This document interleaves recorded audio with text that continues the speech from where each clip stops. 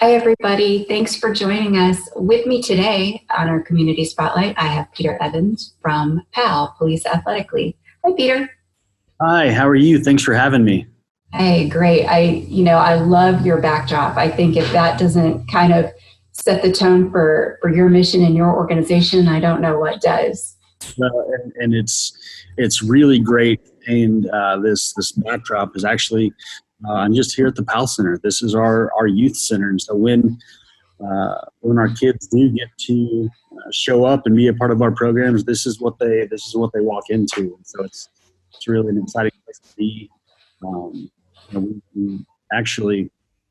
We just completed a renovation on this center last winter.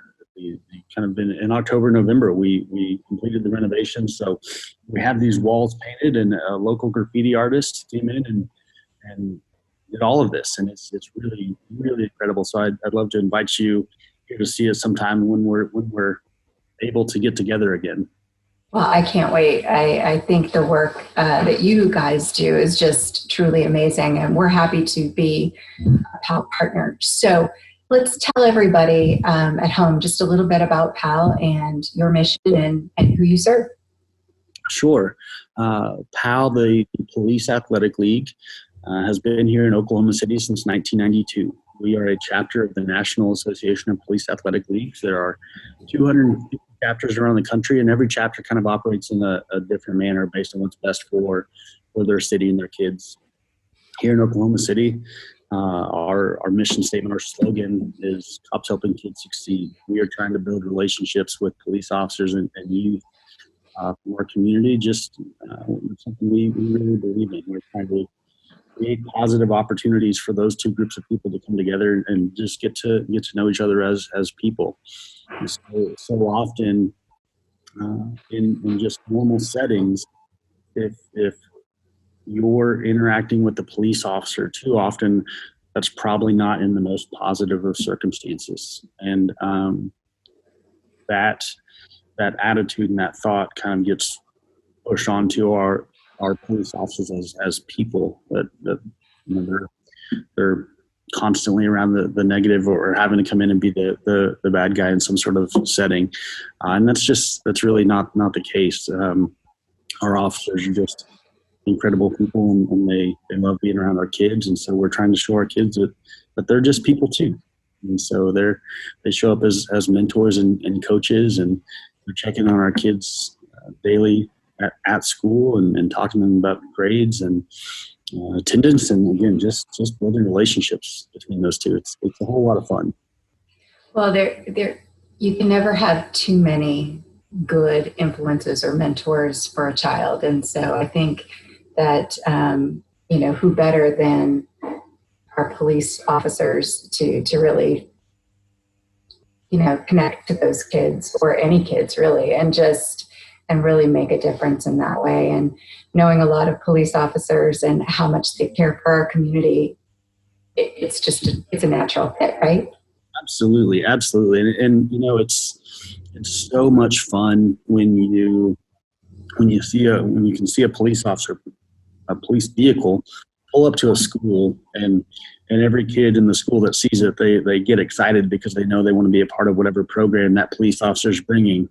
And there are probably too many places around the country where that's not the narrative. And so we're fortunate to have those types of relationships here in Oklahoma City, both with the community and with the school district. Well, absolutely. And you're a huge part of that, facilitating that, because it's great to have that intention, but if you don't have the structure to make those relationships happen, it makes it a lot more complicated. So your team and your volunteers do an amazing job making that happen. So let's touch on that just for a second, because with COVID-19 and our current challenges to operating normally, how are you working to keep your volunteers and kids connected? That's the $1 million question, and I don't know if we have the exact right answer to that right now. We're trying to figure that out like everybody else is. It was the part of the silver lining behind some of the COVID things is that it gave us a chance to slow down and really take a look at the big picture of what we're trying to do. If you showed up and saw our programs on a Saturday, you might think that the primary objective of our programs is to provide sports. And the reality is the primary objective of our program is to provide relationships and mentoring. And we'll do that through sports.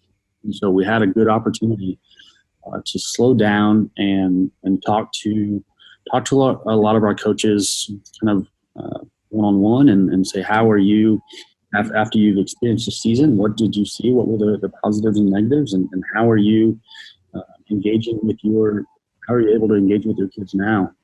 And so we're able to highlight a lot of our volunteers in some really special ways, especially you see this as police officers because of the relationships that they're building in the schools when they're coaching or when they're showing up every day to talk about grades or whatever the subject may be.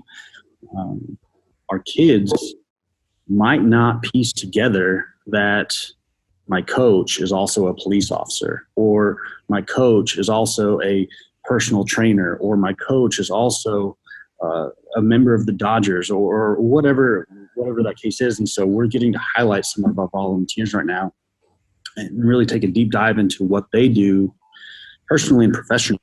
So who are you when you're not coaching? So we're sending out these videos to our kids, highlighting the people they know as coach that also happen to be CEO or state representative or teacher or firefighter or whatever they are. And so that's been great to get out to our kids.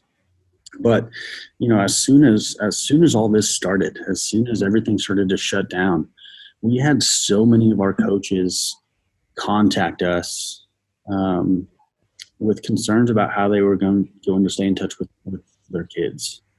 When you sign up to coach with us, we're asking you for 2 or 3 hours a week over the course of an 8-week period. And so it can be a really, really short, really condensed time commitment for a volunteer. But so many of our volunteers fall in love with these kids. And their biggest concern is how can we still make sure they're being engaged with? How can we make sure that they're staying in contact with someone and not just falling into isolation? So our volunteers are fantastic. They come from all walks of life, and we get tremendous support from the police department and from our board of directors and from the school district, but none of it would work if we didn't have all of our volunteers. Isn't that true? Volunteers are really the backbone of any nonprofit agency, and really, I'd like to say any community program, period, because without people who care a whole lot, we can't get that work done. You and I are lucky because we get to facilitate that work. Yeah. It is definitely the volunteers that make it happen. And when you can watch those connections between a volunteer and those kids, I can't even imagine how fun that is for you.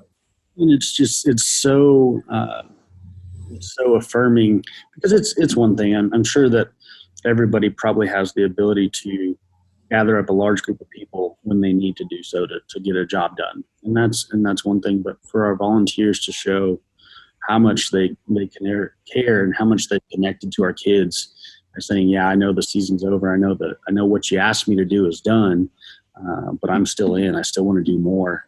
That just, it gives me goosebumps now talking about it. So that's a good feeling. Yeah, because it's not just a volunteer assignment. It's a relationship, and that's meeting the mission. So that's a job well done. So good job. What are some of the things that you have upcoming that you want to share with our audience? Upcoming is I don't know what upcoming really means.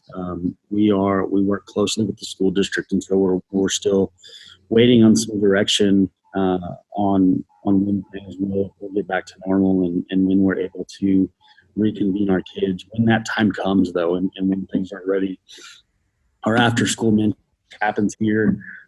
we'll start back up, and even though it's after school, that's a year-round program. So this is one of the programs that's currently on hold until we know it's safe for our kids to come gather here again. So that's on hold. We're still planning for August, September rollout of our fall sports, which typically are 7-on-7 football and volleyball. Super fun way to start the school year. That's really a good time. And then actually some plans we had with you guys. We were excited about getting our rookie league teams set up and playing baseball in the spring. Obviously that got pushed back, but right now we're looking at a fall rollout for that plan, I believe. And so excited about getting some of our OKCPS kids in schools set up on some baseball teams in the fall. So that's what we're waiting on. So yeah, us too. We really can't wait to see kids hitting baseballs and making those diving catches in center field for sure. Sign me up. I'm ready. Yeah, I know, right? Where can people go to find more information or to get involved with PAL? Sure. Our best outlet right now, especially right now, is our social media. Find us on our Facebook, Oklahoma City Police Athletic League. Check out our Twitter at OKC PAL. Our website is okcpal.org. Those are the best places to find us right now. But you can also download an app we've been using for the last year. Go into your app store and search for the Oklahoma City Police Athletic League and type out the full name. But you can get some text alerts on what we have going on there. You can see some pictures. We're getting different resources out through that app. But I do think step one is probably our social media stuff. That's the most routine daily kind of updates. You'll also see a lot of the ways we're trying to engage with our kids right now. Another one of our wonderful partners, amazing partners, is Cleats for Kids. So Cleats for Kids, and we just yesterday started a physical fitness challenge with them, and so we're challenging our kids to still be active at home, still be safe and practice your social distancing, but we're giving them some things to do and some incentives to do those things. So check out our social media stuff. I love that. Well, thank you very much for spending some time with us today. And is there anything else you'd like to add? Again, our programs wouldn't be possible if we didn't have the support of the police department, the Oklahoma City Police Department, Chief Gorley, and everyone associated there. We get to do what we do because of the support we get from them. Sure. Right behind that is our board of directors. We have an incredible board of directors, but then we also have some just wonderful partners. I mentioned Cleats for Kids. We work closely with Fields and Futures.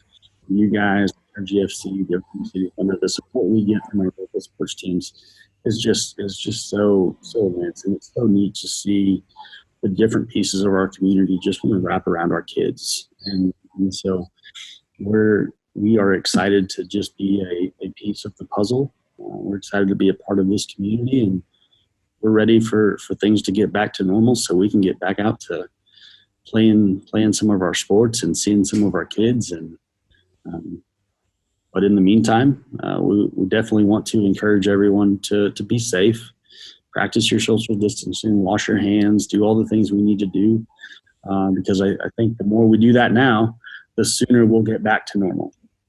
So be safe, but know we're getting antsy over here too. We're ready to get back at it.